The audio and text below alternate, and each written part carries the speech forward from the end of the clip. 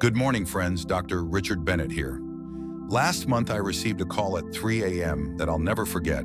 My neighbor Thomas, a robust 74-year-old who walked 5 miles every morning for the past decade, had collapsed on the sidewalk just 2 blocks from home. As I rushed to the emergency room, I couldn't help but wonder, was his dedication to walking, something we've all been told is essential, actually causing harm? You see, after 40 years in geriatric medicine, I've noticed something troubling. Many of my patients who religiously follow the walk every day advice actually develop worsening joint pain, dangerous falls, and in some cases, life-threatening complications. What if what we've believed for decades about exercise after 70 isn't just incomplete, but potentially harmful? I've spent the last 3 years collecting research from leading medical journals and working with hundreds of seniors who have transformed their mobility, balance, and overall health by doing less walking and instead focusing on 7 specific activities that provide remarkable benefits without the risks. Today, I'm sharing these insights with you because I believe everyone deserves to know the truth about maintaining strength and independence in their golden years. Stay with me until the end, because the 7th activity I'll share is one that changed my own mother's life at 82, allowing her to climb stairs again after being confined to her first floor for nearly 2 years. It's something so simple yet powerful that less than 5% of seniors incorporate it into their routine. Problem number 1, high-impact stress on aging joints. The problem isn't walking itself, it's the repetitive, high-impact stress that occurs with each step. For a 150-pound person, each step places about 300 pounds of pressure on your knees. Multiply that by thousands of steps, and you've got a recipe for accelerated joint deterioration. Margaret, a dear friend who just celebrated her 75th birthday, used to pride herself on walking 3 miles every morning at the local park. "It's keeping me young," she'd always say with a smile. But privately, she confided that she'd spend the rest of the day with ice packs on her knees, taking pain relievers just to make it through dinner with her grandchildren. Here's what's happening beneath the surface. As we age, the cushioning cartilage between our joints naturally thins. The synovial fluid that lubricates those joints decreases in volume and quality. When we walk on hard surfaces like concrete sidewalks or asphalt roads, each step creates microscopic damage that, over time, contributes to inflammation and pain. It's not that walking is bad, it's that the constant, repetitive impact becomes increasingly harmful to aging joint structures. Instead, try water-based movement. Water's natural buoyancy reduces the pressure on your joints by up to 90% while still providing resistance for strength building. 3 30-minute sessions in a pool, whether it's swimming, water walking, or gentle water aerobics, can dramatically improve your cardiovascular health and muscle tone without the joint damage. Dorothy, another patient of mine, switched from daily neighborhood walks to water exercises at her community center. Within 6 weeks, her knee pain had decreased by 70%, and she reported sleeping through the night for the first time in years. "The water makes me feel young again," she told me, "like I'm floating back in time." Have you ever tried water exercises instead of walking? If you have, or if you're willing to try, type water in the comments. I'd love to hear about your experience or answer any questions about getting started with this gentle yet effective approach to movement. If you are still watching this video and finding these insights valuable, please comment number 1 below to let me know you are here. And if you haven't subscribed yet, I recommend you subscribe and turn on the bell so you don't miss any videos. Your support helps us continue creating good content to inform and inspire you. Problem number 2, balance vulnerabilities and fall risk. Walking on uneven terrain can be treacherously deceptive. We rarely notice the slight tilts of sidewalks, the unexpected dips in grass, or the subtly cracked pavement until it's too late. For seniors, these minor irregularities become major hazards. Arthur, a 77-year-old former school principal, was walking his usual route around the neighborhood when his foot caught on a slightly raised section of sidewalk, something he'd passed 1,000 times before without incident.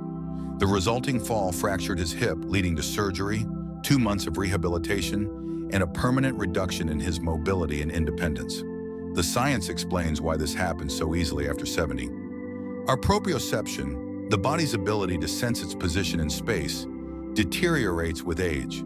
At the same time, our reaction time slows, and our muscle strength decreases by about 3% each year after 70, if not actively maintained. This creates a perfect storm where a slight stumble that a younger person would easily correct becomes a dangerous fall.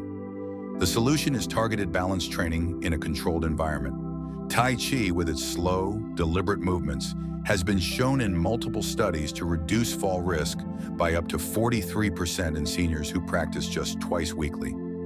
These ancient movements strengthen the small stabilizing muscles that prevent falls while improving proprioception. Howard, an 81-year-old who started Tai Chi after a minor fall scared him, tells me he feels more confident walking anywhere now.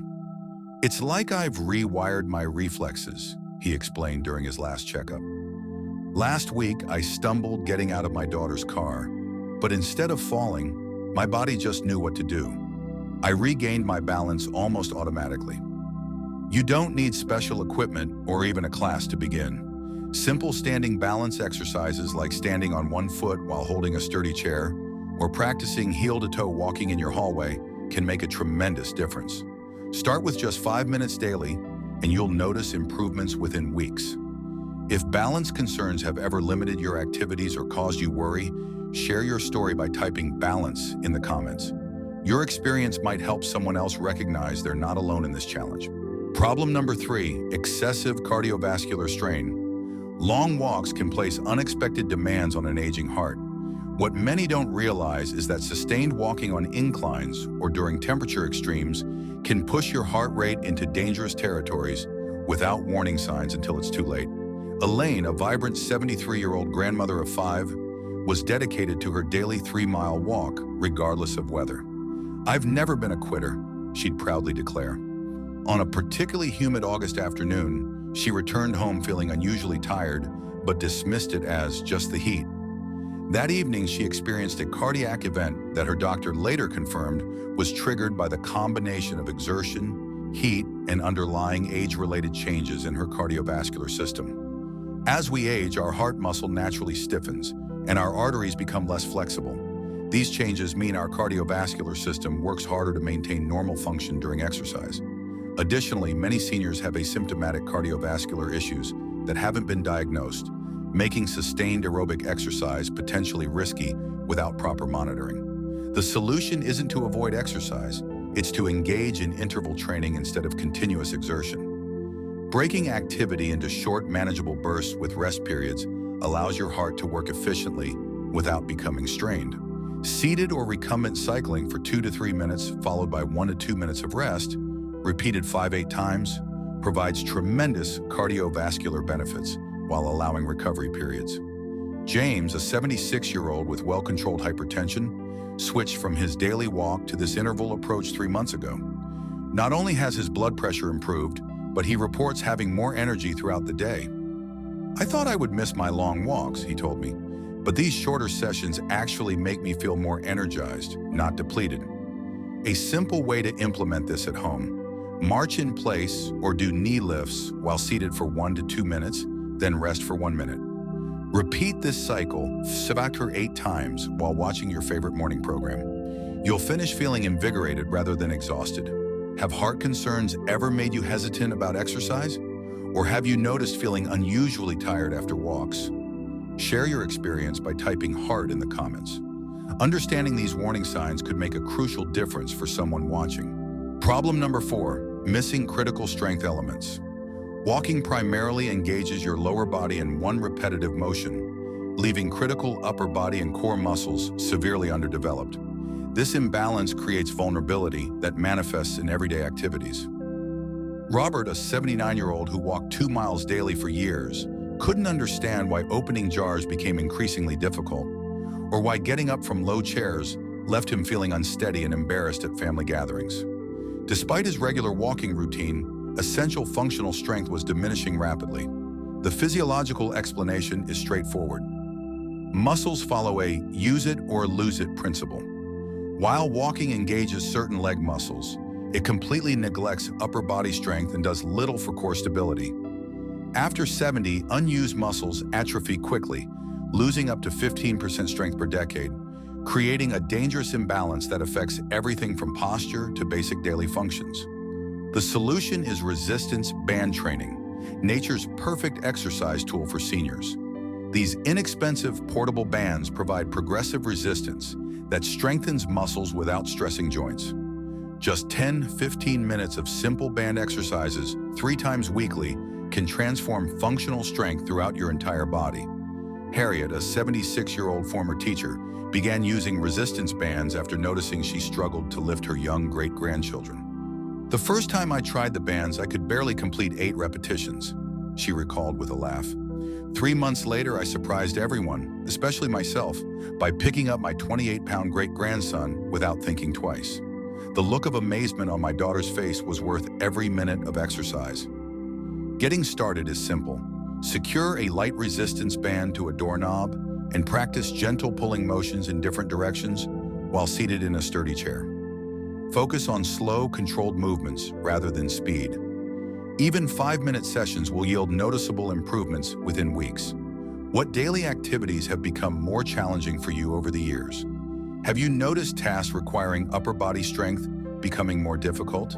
Type strength in the comments and share which everyday activities you'd most like to perform with greater confidence and ease. Problem number 5, inadequate joint flexibility. While walking keeps you moving, it does surprisingly little to maintain the full range of motion in your joints, a critical factor in preventing the stiffness that leads to dependency. Frances, an active 81-year-old who never missed her morning walk, found herself increasingly unable to look over her shoulder while driving. Then came the morning she couldn't reach the top shelf in her kitchen, the shelf where she'd always kept her favorite teacups.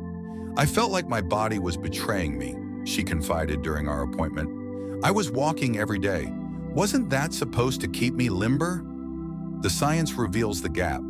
Walking primarily moves your joints in one plane of motion, forward.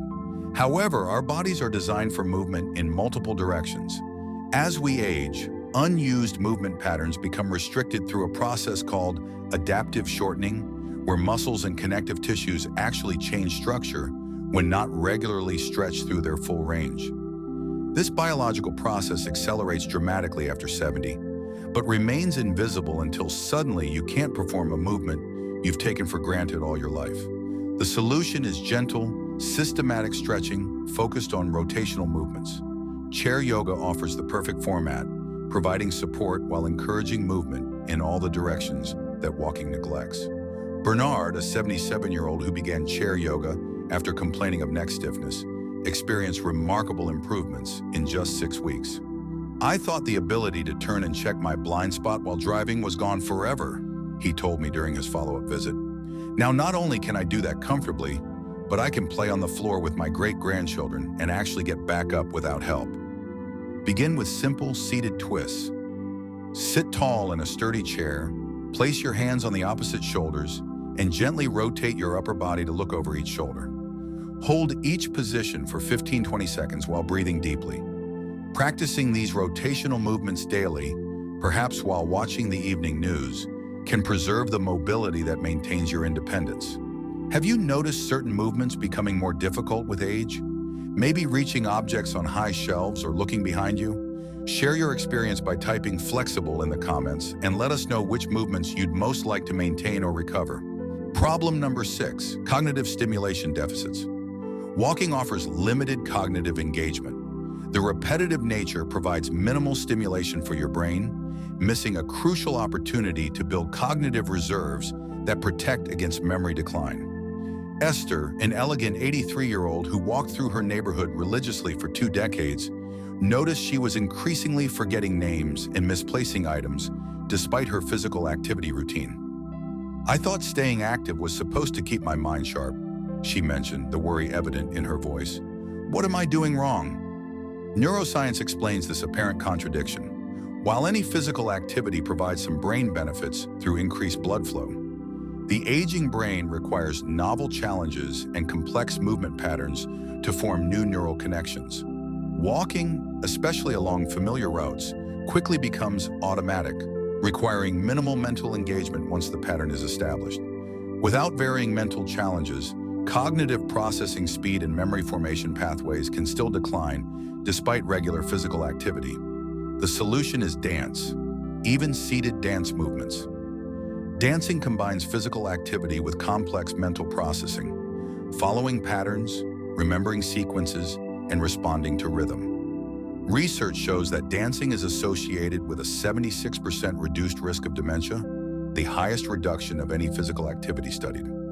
Charlotte, a 79-year-old with early memory concerns, began attending a weekly seated dance class at her community center. Within 3 months, she reported noticeable improvements in her recall ability. During our last class, the instructor changed the sequence we'd been practicing for weeks, she told me. I surprised myself by adapting immediately, something I couldn't have done before. Even my daughter has noticed I'm remembering our conversations better. You can begin at home. Put on music from your youth and create simple hand and arm movements that follow the rhythm. Change the patterns every few minutes to challenge your brain. Even seated in a comfortable chair, these novel movement patterns forge new neural pathways that strengthen cognitive resilience. Have you noticed any changes in your memory or thinking skills? Or have you found activities that seem to keep your mind particularly sharp? Share your experiences by typing "mind" in the comments. Your insights could help others looking for ways to maintain their cognitive health. If you are still watching this video and finding these insights valuable, please comment number 1 below to let me know you are here. And if you haven't subscribed yet, I recommend you subscribe and turn on the bell so you don't miss any videos. Your support helps us continue creating good content to inform and inspire you. Problem number 7, the missing rejuvenation component. The 7th and perhaps most overlooked problem with prioritizing walking is the absence of deliberate relaxation and tissue regeneration, elements crucial for recovery after 70. Virginia, my own mother who recently turned 85, had always been active, but despite her regular walking routine, she noticed increasing stiffness and discomfort each morning. "I feel like the Tin Man from The Wizard of Oz," she'd joke, "creaking and groaning until I get moving." What she and many seniors didn't realize is that recovery becomes just as important as activity in our later years. The physiology explains why. After 70, our bodies produce significantly fewer of the compounds needed for tissue repair. Growth hormone levels decrease by up to 14% per decade, while inflammatory markers often increase. This combination means that without specific recovery practices, microscopic damage from daily activities accumulates rather than repairs, creating a progressive decline in function and comfort.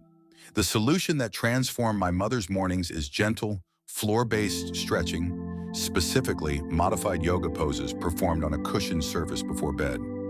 These positions utilize gravity to naturally decompress the spine and release tension in ways that standing or seated stretches simply cannot achieve.